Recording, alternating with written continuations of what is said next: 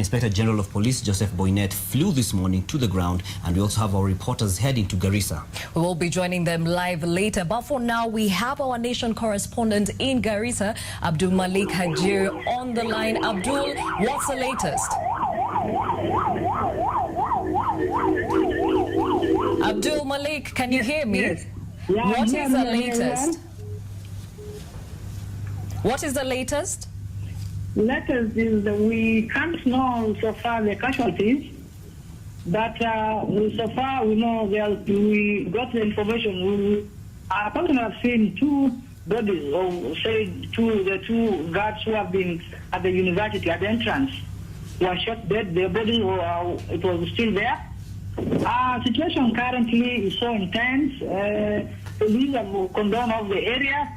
At the hospital, there is a lot of work going on. Members of the Red Cross are still there. Even journalists are not allowed to go inside. But that means that there is more casualties. More casualties that are being treated at the Garissa General Hospital. All right, and are you may you know whether there are any people who are still inside the facility? That's not apart from the attackers, any of the students or staff who are still caught up in there? Sorry? Are there any of the staff or students who are still in the institution and are yet to be rescued? Okay, and I can't hear you.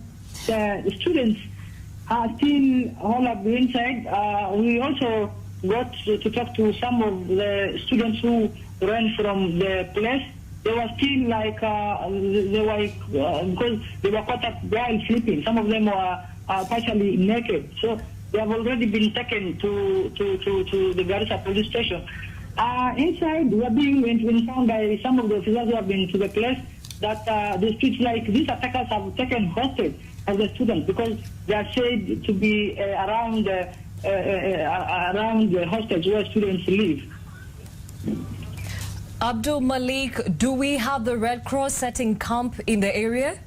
Yes. A lot of vehicles of members of Red Cross are there. Occasionally, they are coming from the side of the scene. That's the university. Okay. We seem to have lost Abdul Malik Hajir, but we'll get back to him in a few minutes. But for now, we move on to a statement from the Inspector General of Police, Joseph Boynet, and he has confirmed the Garissa University attack, saying the attackers struck at around 5:30 a.m. and shot indiscriminately.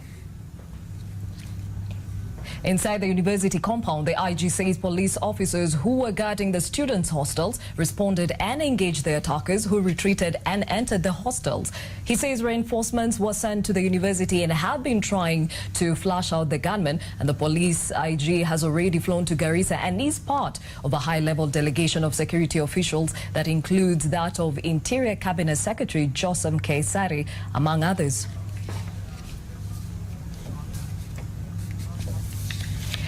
To other stories of the day, transport was yesterday paralyzed for the better part of the day after students of Ndumberi Vas's high school, that is, took to the streets following a demolition of their classrooms. It is alleged that the Kiambu County officials descended on the school at night and brought down structures that were under construction. According to the principal, the school started over 10 years ago and was built on public land through community-based initiatives. He claims that an influential person in the county could be behind the demolition and now want both the county and national governments to step in and address the matter. The students were later calmed and operations resumed back to normal after area leaders intervened. When a government that we have elected and put in place comes at night like thieves and comes to destroy property that has been built using your parents' money, it is wrong. There was no notice. We've not seen any notice. We've not seen any court order that authorizes them to bring down the structures that were under construction. And after all, the planning department of the county government had given us the go-ahead. Now, a quick recap to a developing story. 4 students are fighting for their lives at the Garissa Level 5 hospital after gunmen stormed the school in the wee hours of this morning. Yes, and what we're told is that 2 guards who were manning Garissa University College lost their lives when the gunmen, said to be 6, opened fire. 29 others sustained gunshot wounds, and the Inspector General of Police, Joseph Boynet, flew this morning to the ground. And yes, we have our reporters on the way there, and we shall be joining them live later. But just some updates on the same. As we spoke to our nation correspondent on that end, he said that we have 2 guards shot dead, as we said earlier on, and CNN, we're told, is reporting that Al-Shabaab has claimed responsibility for the attacks, and we shall be giving you more updates as we go along.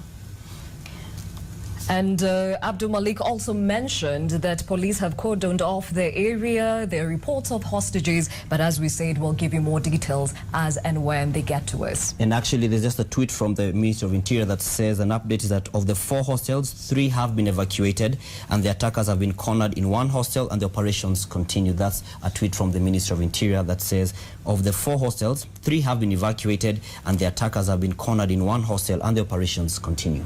Keep it on NTV. We shall give you the latest as they come.